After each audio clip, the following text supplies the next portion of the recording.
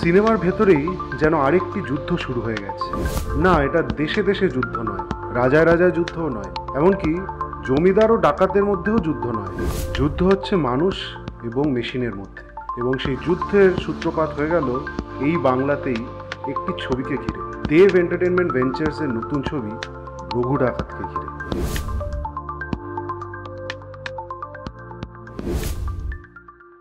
Superstar দেবের নতুন ছবি রঘু ডাকাতের টিজার ইতিমধ্যেই আমাদের সোশ্যাল মিডিয়ায় চলে এসেছে, এবং আসার সঙ্গে সঙ্গেই তা নিয়ে শুরু হয়ে গেছে নানান মতামত এবং বিতর্ক।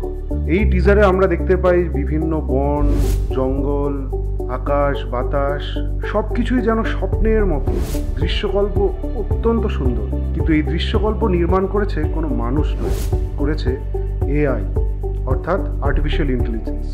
তাহলে এটাই কি বাংলা সিনেমার ভবিষ্যৎ? এটা কি একটি নতুন দিগন্তের সূচনা, নাকি এটা আসলে শিল্পের শেষ পংক্তি? আসুন আজকে সিনেমার্গির এই নতুন পর্বে আলোচনা করব এবং উত্তর খুঁজব সেই প্রশ্নের যে এআই আর সিনেমার মিল কি আদৌ সম্ভব, এবং সেই আলোচনার সূত্রপাত আমরা করছি একটি বাংলা ছবি দিয়ে। তো আসুন পর্বটি শুরু করা যাক। রঘু ডাকাতের টিজার আসার পরেই একটি বিবৃতি দিয়ে জানানো হয়েছে যে এই টিজারের মধ্যে যেই সিকোয়েন্সগুলো আমরা দেখতে পাচ্ছি, বিশেষত এস্টাবলিশমেন্ট শটস যেগুলো আমরা দেখতে পাচ্ছি, সেগুলো আর্টিফিশিয়াল ইন্টেলিজেন্স সফটওয়্যার অথবা টুলস দ্বারা নির্মিত। এবার দেখতে গিয়ে কিন্তু এটা খুব একটা বোঝার উপায় নেই, কারণ এই যে বন জঙ্গল, ঘোড়ায় করে অশ্বারোহীরা আসছেন, গ্রামের প্রেক্ষাপট, দৃশ্যপট, সেগুলো কিন্তু অত্যন্ত সুন্দর। এবং মাঝে মাঝে এটাও মনে হয় যে বাংলা সিনেমার যে বাজেট, সেই বাজেটে এরকম একটা দৃশ্যকল্প কি তৈরি করা সম্ভব? এবার বোঝা যাচ্ছে যে সত্যি সম্ভব, যতক্ষণ সেই দৃশ্যকল্প শিল্পীরা নয়, অ্যালগোরিদম তৈরি করছে। তাহলে কি এটাই সিনেমার বাংলা সিনেমার প্রথম পাল্টে যাওয়ার সূত্রপাত? সত্যি সত্যি জিনিসটি খুবই চমকপ্রদ যে এমন সিনেমাটিক ফিল যে আপনার মনে হবে যেন স্টিভেন স্পিলবার্গের কোনো একটি ছবির সূত্রপাত আপনি দেখছেন।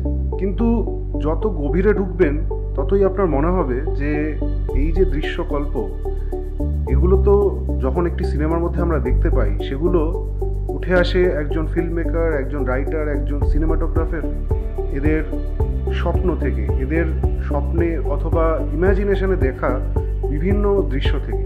কিন্তু রঘু ডাকাতে ব্যবহার হওয়া এই সিকোয়েন্সগুলো স্বপ্ন কারা দেখেছে, কল্পনা কারা করেছে? কোনো মানুষ তো করেনি। তার মানে কি এআই সত্যি কল্পনা করতে পারে? একটু প্র্যাকটিক্যাল জায়গা থেকে ভাবা যাক।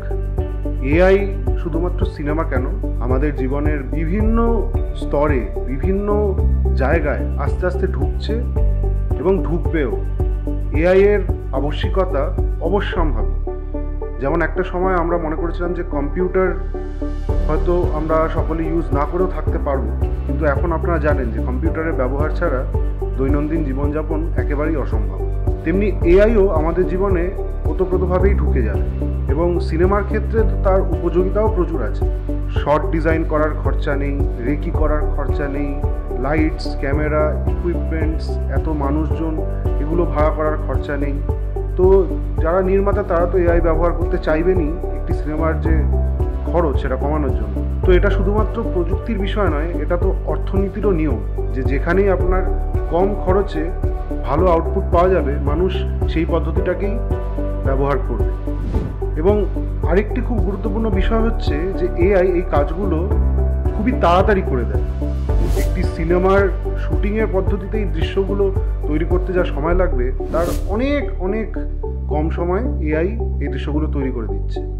Background plate, stock imagery, crowd simulation, এই ধরনের জিনিসগুলোতে তো এআইয়ের ব্যবহার অলরেডি খুব বেশি পরিমাণে, ব্যাপক পরিমাণে শুরু হয়ে গেছে, এবং উত্তরোত্তর সেটা অন্য জায়গায় ব্যবহার বাড়বে। এখন আমাদের যে সমাজ, যেখানে স্ক্রোলেবল কন্টেন্টেরই এটা যুগ, যেখানে তাড়াতাড়ি অনেক কন্টেন্ট আমাদের প্রয়োজন, যাতে আমাদের একটা জায়গায় থেমে না থাকতে হয়। তো আস্তে আস্তে সিনেমাও যদি সেই স্ক্রোলেবল কন্টেন্টের দলেই অন্তর্ভুক্ত হয়, তখন তো এই যে তাড়াতাড়ি কাজ করার বিষয়টা, এই এফিসিয়েন্সি, এই স্পিড, এটা প্রয়োজন হবেই, এবং এআই ছাড়া এটা সম্ভব না। তবে যেই প্রশ্নটা থেকেই যায় যে সিনেমার সাথে যে একটি হিউম্যান কানেকশনের সম্পর্ক রয়েছে, যে একটি মানবিক অভিজ্ঞতার যে একটা অভিঘাত রয়েছে, একটি বহিঃপ্রকাশ রয়েছে, সেটি কি এআই নির্মিত ছবি থেকে আমরা পেতে পারি? ধরা যাক রঘু ডাকাতেরই গল্প, সেখানে জমিদার এবং ডাকাতের মধ্যে যেই দ্বন্দ্ব, যেই পল্লীর কান্না, যেই গ্রামের মানুষের জ্বালা, সেই অনুভবগুলো কি এআই এর পক্ষে বোঝা সম্ভব? এআই কিভাবে কাজ করে? বিভিন্ন ডেটা সেট থেকে একটা সিমুলেশন করে, কিন্তু প্রকৃতপক্ষে মানুষ যে অনুভূতিগুলো অনুভব করে সেগুলো তো এআই অনুভব করতে পারে না। তাহলে সে যখন একটি ইমেজ তৈরি করছে বা একটি দৃশ্য তৈরি করছে, তার মধ্যে সেই অনুভূতিগুলো কি আসবে? এআই স্ট্রাকচার খুব ভালো বানাতে পারে, সাউন্ড ট্র্যাক খুব ভালো বানাতে পারে, ভিএফএক্স করে দিতে পারবে, কিন্তু মানুষের সেই একদম নিখাদ অনুভূতিগুলোর বিষয়ে এআই কতটা পারদর্শী? ধরা যাক পথের পাঁচালী সেই দৃশ্য যেখানে বৃষ্টি নামছে এবং চুল খুলে দুর্গা স্নান করছে, এরকম একটি দৃশ্য যেখানে প্রকৃতির মধ্যে দিয়ে বিভিন্ন আবেগ এবং অনুভূতিকে ফুটিয়ে তোলার যে বিষয়গুলো রয়েছে, এই ধরনের ইমেজারি কি এআই দ্বারা তৈরি করা সম্ভব? এআই এর পক্ষে সেই স্তরটা ধরাটা কতটা সম্ভব, এটা আলোচনা সাপেক্ষ। কারণ এআই মূলত কাজ করে তথ্যভিত্তিক প্রক্রিয়ায়, অর্থাৎ অনেক অনেক ডেটা এআই এর কাছে ফিড করা হয় এবং সেখান থেকে এআই আস্তে আস্তে বেছে নিতে শেখে কোন ডেটাগুলো একটি পার্টিকুলার কোয়ারির জন্য রেপ্লিকেট করা প্রয়োজন। এআই অনেক অনেক সিনেমা দেখেছে, একটি মানুষের জীবনে যত সিনেমা দেখা সম্ভব তার থেকে অনেক বেশি সিনেমা অলরেডি এআই দেখে ফেলেছে। সে বোঝে যে মানুষ কোথায় হাসবে, কোথায় কাঁদবে, মানুষের অনুভূতিগুলোকে কীভাবে ম্যানিপুলেট করা যাবে, এবং সেই জন্যই সেগুলোর ভিত্তিতেই সে বানাবে সেফ অপটিমাইজড কন্টেন্ট। কিন্তু যেই পাগলামিটা একটা সিনেমা বানানোর জন্য প্রয়োজন, যেটা একটি মানুষের ভেতর থেকেই আসতে পারে, সেই পাগলামিটা কি এআই নির্মিত ছবির মধ্যে আমরা পাবো? ঋত্বিক ঘটকের যে নিজের ভিটিমাটি ছাড়ার অনুভূতি, সেই যে জ্বালা, সেই বেদনা, সেখান থেকে যে সিনেমা বেরিয়ে আসছে, সেই ধরনের সিনেমা কি আমরা এআই এর কাছ থেকে পেতে পারি? নাকি এআই তৈরি করবে শুধুমাত্র ফর্মুলা ভিত্তিক সেই ধরনের ছবি যেগুলো ফিট করে করে সে একটি অ্যালগোরিদম তৈরি করেছে? তার ফলে কি এআই এর দ্বারা তৈরি সকল সিনেমাই একই রকম দেখতে হয়ে যাবে না? সেখানকার চরিত্রগুলো একরকম হয়ে যাবে না? সেখানকার চরিত্রের যেই দ্বিধা দ্বন্দ্ব, তার যে আর্ক, সেগুলো একই রকম হয়ে যাবে না? নাকি এআই সত্যি সত্যি সময়ের সাথে সাথে আরও উন্নত হয়ে মানুষের অনুভূতিগুলোকেই আস্তে আস্তে রেপ্লিকেট করতে পারবে এবং এআই নির্মিত ছবির মধ্যেও একটা বৈচিত্র্য দেখা যাবে? এবার আসা যাক সবথেকে ইম্পর্টেন্ট বিষয়, এআই এর তৈরি ছবির মাধ্যমে কত সংখ্যক মানুষের কাজ চলে যাবে? আমাদের ইন্ডাস্ট্রিতে এই মুহূর্তে ডিরেক্টর টেকনিশিয়ানদের যে সংঘাতটা চলছে, সেই প্রেক্ষিতে এই প্রশ্নটা কিন্তু খুবই জরুরি। এআই যেই মুহূর্তে ইন্ট্রোডিউসড হবে ব্যাপক পরিমাণে এই ফিল্ম মেকিংয়ের যে প্রসিডিওরটা, তার মধ্যে অনেক সংখ্যক মানুষের কিন্তু চাকরি যাবে, এবং শুরুতেই যাবে যারা টেকনিশিয়ান হিসেবে কাজ করে তাদের চাকরি। কারণ যেই মুহূর্তে একটি সিন তৈরির জন্য আলো লাগছে না, তখন সেই লাইট টেকনিশিয়ানদেরও লাগবে না। যেই মুহূর্তে একটি ট্র্যাকিং শট তৈরি করার জন্য ট্রলি লাগছে না, ট্রলির সেটিং যারা তাদেরও লাগবে না। যেই মুহূর্তে আসল অভিনেতাদেরই লাগছে না একটি ছবি তৈরি করতে, তখন তাদের রূপসজ্জা, চুলসজ্জা, মানে হেয়ার মেকআপ যারা করেন তাদেরই বা কী প্রয়োজন হবে? Story board artist, assistant editor, VFX editor, এদেরও আর প্রয়োজন হবে না, কারণ এই সবই এআই একটা ক্লিকের মধ্যেই করে দিতে পারে। হলিউডে অলরেডি এই বিষয়টার এগেনস্টে, এই বিষয়টার বিরুদ্ধে একটি আন্দোলন শুরু হয়েছে। রাইটার্স অ্যাসোসিয়েশন যারা, তারা সেই আন্দোলন করছে। কিন্তু আমরা এখনও নিজেদের মধ্যেই বিভক্ত, এমনভাবে আমরা নিজেদের মধ্যেই দ্বন্দ্ব মিটিয়ে উঠতে পারছি না, এবং সেই কারণে আগামী দিনে আমাদের সমবেতভাবে যারা নির্মূল করতে আসছে, যে এআই আমাদের সমবেতভাবে নির্মূল করতে আসছে, তার ব্যাপারেই আমরা ওয়াকিবহল নই। একটা সময় এমনও আসতে পারে যখন এআই ডাবিংও করে দিচ্ছে, ব্যাকগ্রাউন্ড স্কোরিংও করে দিচ্ছে, চরিত্রও তৈরি করে দিচ্ছে, তখন শুধুমাত্র সিনেমা মানে হয়তো থেকে যাবে একটি কম্পিউটার এবং একজন ডিরেক্টর। সুতরাং এই দিন আসার আগে আমাদের নিজেদের অন্তর্দ্বন্দ্বগুলোকে মিটিয়ে নিয়ে বুঝতে হবে যে আমরা আসলে একই দলে, এবং আমাদের বিপরীতে একটাই শত্রু রয়েছে, সে হচ্ছে এআই।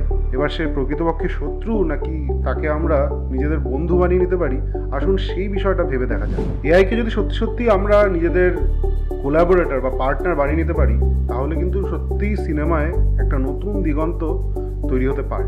এআইকে দিয়ে তাড়াতাড়ি কনসেপ্ট ডিজাইন করা, শর্ট ডিভিশন করানো, একটা এডিট প্ল্যান বানানো, একটা ভিজুয়াল স্টোরি বোর্ড তৈরি করা, এই জিনিসগুলোর কিন্তু আসলে একজন ফিল্ম মেকারকে অনেকটাই শক্তি যোগায়। কিন্তু ফাইনাল কাট যেটা হবে, কম্পোজিশন যেটা হবে, অভিব্যক্তি যেটা অভিনেতাদের হবে, সেইগুলো তো শেষ কথাটা একজন হিউম্যান ভয়েসকেই রাখতে হবে, একজন মানুষকেই রাখতে হবে। তাহলেই অনুভূতির স্তরগুলো মেকই হবে, আসল হবে।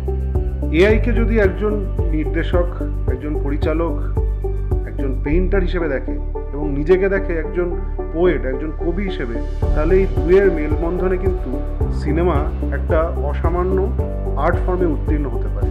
রঘু ডাকাতের টিজারে এআই এর যে ব্যবহার আমরা দেখতে পেলাম, সেটা কিন্তু অনেকগুলো প্রশ্নের দিক খুলে দিচ্ছে, বিস্ময়ের দিক খুলে দিচ্ছে। কারণ এরপর থাকবে নানান রকম সম্ভাবনা, নানান রকম বিস্ময়, কিন্তু তার সাথে থাকবে অনেক ভয়ও। বাংলা সিনেমা অনেক বছর ধরে মাটির গল্প বলে এসেছে, ছোট গল্প কিন্তু মাটি ছোঁয়া গল্প, মন কাড়া গল্প। কিন্তু এবার সেই গল্পের মধ্যে ঢুকতে চলেছে এক অমানবিক সত্তা। সেই সত্তা কিন্তু খাওয়া দাওয়া করে না, সে ঘুমোয় না, সে ঝগড়া করে না, সে আমাদের মতো লুকিয়ে লুকিয়ে কাঁদে না। সে যখন এই গল্পগুলোর মধ্যে ঢুকে পড়ছে, তাহলে কি গল্পের রং পাল্টে যাবে? সিনেমা যদি সত্যি টেকনিক্যালি পারফেক্ট হয়েও যায়, কিন্তু ইমোশনালি যদি সে ব্ল্যাঙ্ক হয়, তাহলে কিন্তু সে আর সিনেমা থাকবে না, সে হয়ে যাবে কন্টেন্ট, ইনফোটেনমেন্ট। এবার আস্তে আস্তে আমাদেরই ভাবতে হবে, আমরা কি ভবিষ্যতে সিনেমা বানাতে চাই, সিনেমা দেখতে চাই, নাকি কন্টেন্ট বানিয়ে কন্টেন্ট দেখেই আমরা সন্তুষ্ট থাকব। আজকের পর্ব নিয়ে আপনাদের কি মতামত, সেটা আপনারা কমেন্ট সেকশনের মাধ্যমে লিখে জানান। আমাদের পর্বগুলো আপনাদের কেমন লাগছে, এই আলোচনা আপনারা উপভোগ করছেন কিনা, সেগুলো বিস্তারিত জানার জন্য কিন্তু আমরা খুবই আগ্রহী। এবং তার সাথে সাথে আমাদের একটি মেম্বারশিপও আমরা চালু করেছি। ছোট্ট আপনাদের একটি কন্ট্রিবিউশন আমাদের এই জার্নিকে, আমাদের এই পথ চলাকে এগিয়ে যেতে সাহায্য করতে পারে। তো যদি আপনাদের মনে হয় সেই মেম্বারশিপ আপনারা নিতে পারেন, এবং যদি নাও নেন, অবশ্যই ভিডিওটাকে শেয়ার করবেন, লাইক করবেন এবং চ্যানেলটিকে সাবস্ক্রাইব করে দেবেন। দেখা হচ্ছে আগামী পর্বে।